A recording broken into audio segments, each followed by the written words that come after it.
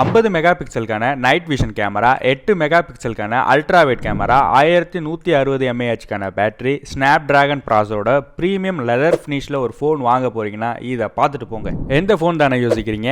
iQOO Neo9 Pro 5Gயோட detail review தான் இது. இந்த ஃபோன்ல பாத்தீங்கன்னா 2 கலர் அவைலபிள் இருக்கு. கான்குவரர் பிளாக்னும் ஃபயரி ரெட்னும் சொல்றாங்க. ஸ்டோரேஜ் வேரியன்ட் பாத்தீங்கன்னா 8+256 ஒரு வேரியன்ட்டும் 12+256 ஒரு வேரியன்ட்டும் ஆன்லைன்ல அவைலபிள் இருக்கு. தென் இந்த ஃபோன்ல பாத்தீங்கன்னா 6.78 இன்ச்சுக்கான LTPO AMOLED டிஸ்பிளே இருக்கு. நெக்ஸ்ட் 144 ஹெர்ட்ஸ்க்கான ரெஃப்ரெஷ் ரேட் கொடுத்திருக்காங்க. இந்த ஃபோன்ல மூவி பார்க்கிறதுக்கு வசதியா 3000 nits கொடுக்குறாங்க. கிளியர் விஷன் தென் பிரைட்னஸ்லாம் பக்காவா இருக்கும்.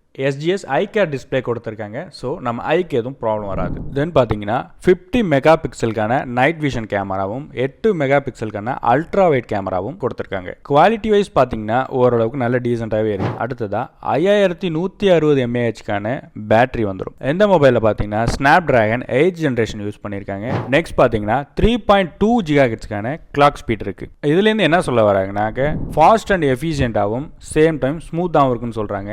நான் யூஸ் பண்ண வரையிலும் ஓரளவுக்கு நல்லாவே இருக்கு. சார்ஜிங் ஸ்பீட் பார்த்தீங்கன்னா 50% ஜஸ்ட் 11 மினிட்ஸில் கம்ப்ளீட் பண்ணிடுன்னு சொல்கிறாங்க. நான் சார்ஜ் போட்ட வகையில் பார்த்தீங்கன்னா ஒரு 12 to 15 மினிட்ஸ் வரைக்கும் 50% ஆகுது. அதனால அதை கொஞ்சம் செக் பண்ணிக்கோங்க.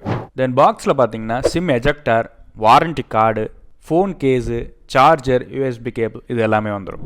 தென் நெக்ஸ்ட் பார்த்தீங்கன்னா எக்ஸ்டெண்டட் ரேம் கொடுத்துருக்காங்க. 8GB வேரியன்ட் வாங்கினா 8GB ஆட் பண்ணிக்கலாம், 12GB வாங்கினா 12GB ஆட் பண்ணிக்கலாம். நெக்ஸ்ட் பார்த்தீங்கன்னா 3 இயர்ஸ்க்கான ஆண்ட்ராய்டு அப்டேட்டும் 4 இயர்ஸ்க்கான செக்யூரிட்டி அப்டேட்டும் கொடுத்துருக்காங்க. இதோட கலர் பார்த்தீங்கன்னா 2 கலரில் அவைலபிள் இருக்குது. பிளாக்ல வருது, தென் ஒயிட் அண்ட் ரெட் காம்பினேஷனில் வருது. இது நம்ம முன்னாடியே சொல்லியிருப்போம். அது ப்ரீமியம் லெதர் ஃபினிஷில் கொடுத்துருக்கதா சொல்லியிருக்காங்க. நான் பார்த்த வரையில் அது கொஞ்சம் ரஃப்பாக தாங்க இருக்குது.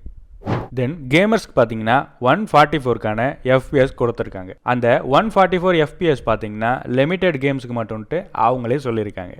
அவ்வளோதாங்க இந்த ஃபோனுடைய டீட்டெயில் ரிவ்யூ. லாஸ்ட்டாக பார்த்தீங்கன்னா இதோடைய ரேட் 8+256 36,999 ரூபாய்க்கும், 12+256 38,999 ரூபாய்க்கும் ஆன்லைனில் அவைலபிளாக இருக்குது. லிங்க் டிஸ்கிரிப்ஷனில் கொடுத்துருக்கேன், செக் பண்ணி பாருங்கள்.